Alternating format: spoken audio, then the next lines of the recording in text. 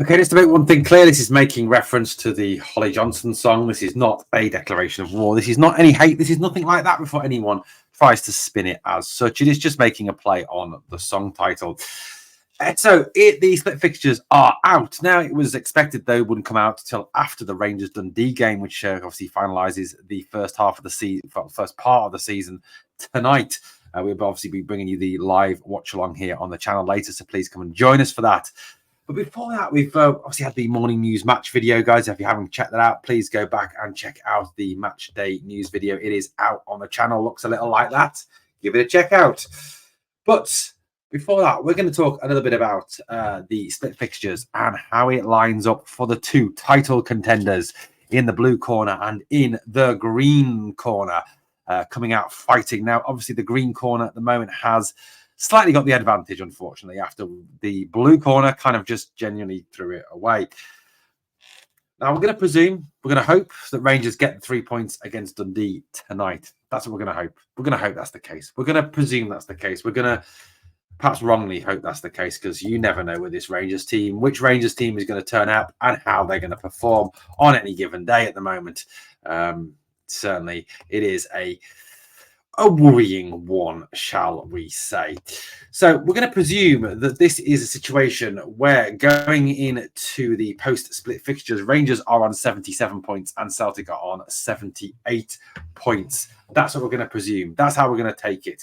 So these are the split fixtures post, obviously, tonight's game against Dundee. This is how it lines up for Rangers and for Celtic. These are taken from the two teams' respective X accounts.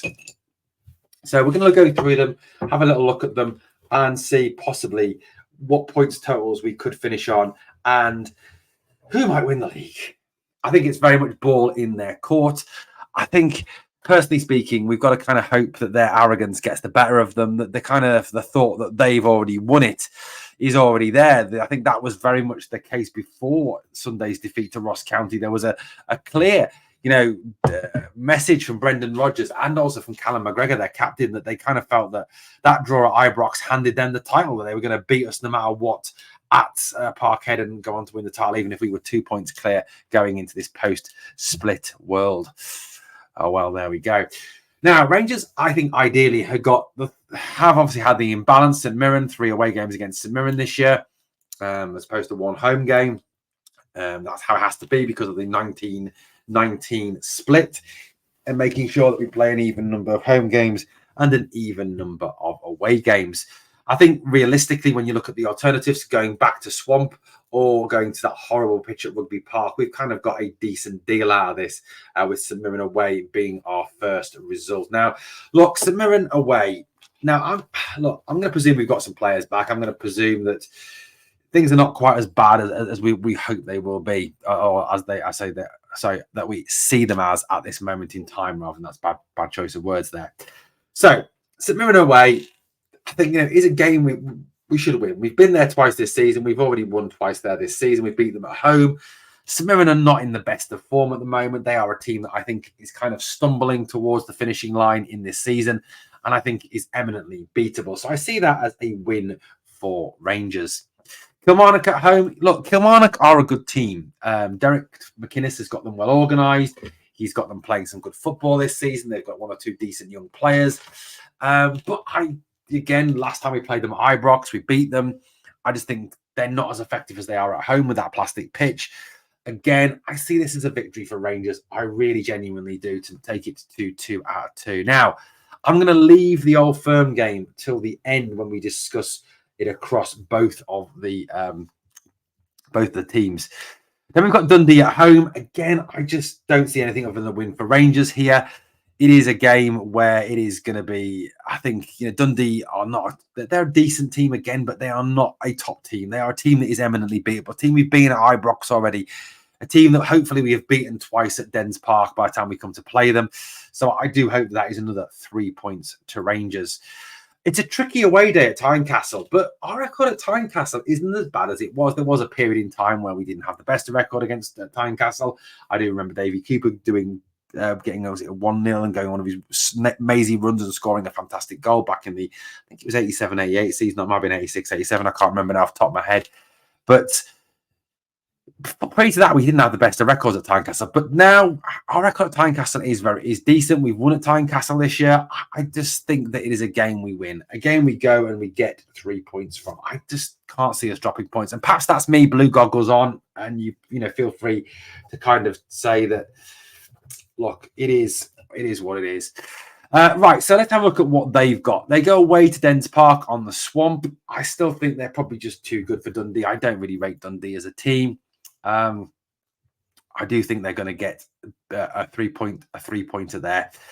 Hearts at home. I think Hearts are a decent side. I think Hearts will win the majority of their games that are remaining. But I know they went there and won earlier in the season 2-0.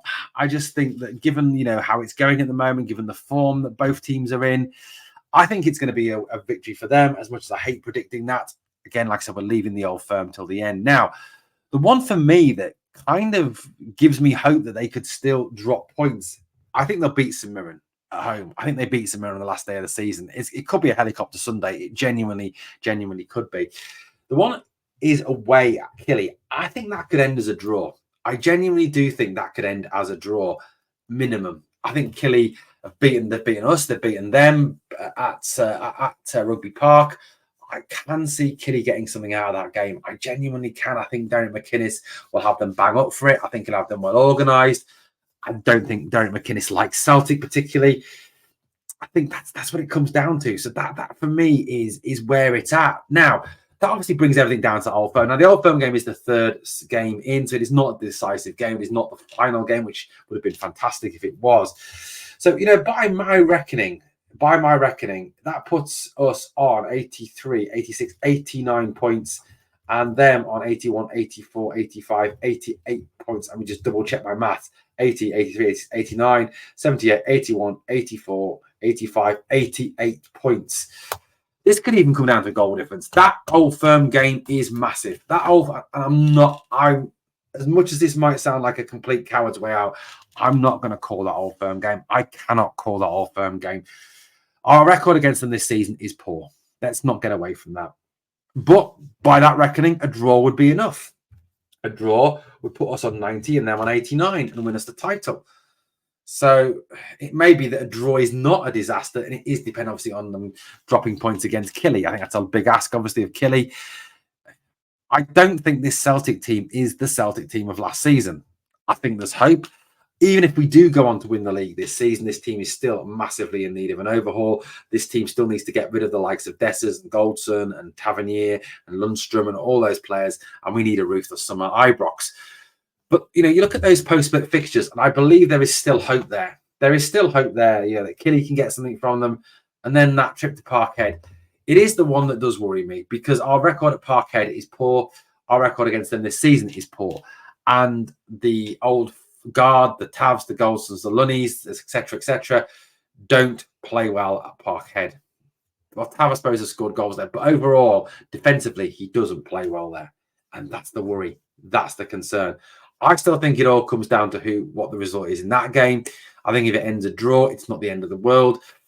A win for us, obviously, would be brilliant. I just genuinely don't think this team has the bottle and the fight to win at Parkhead at the moment.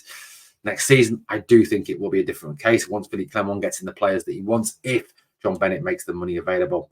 Guys, let me know what you think of those post-split fixtures. I do think there are one or two tough games for them, one or two tough games for us. Tynecastle away is going to be tough. Of course it is. Absolutely. And there, one will be Rugby Park, Killie away. Guys, let me know what you think in the comments down below. Obviously, please come and join us for the live stream tonight of the game. We'll be here at around about 7:45 to bring you the live stream, maybe 20 to 8, depends on time I can get started. Thank you for watching Glasgow Rangers Nation, guys. Please obviously subscribe to the channel. Help us get to our target of 6,000 subs by the end of the season. And if you can on the way out, please smash that like. But always remember, never forget, we are the people.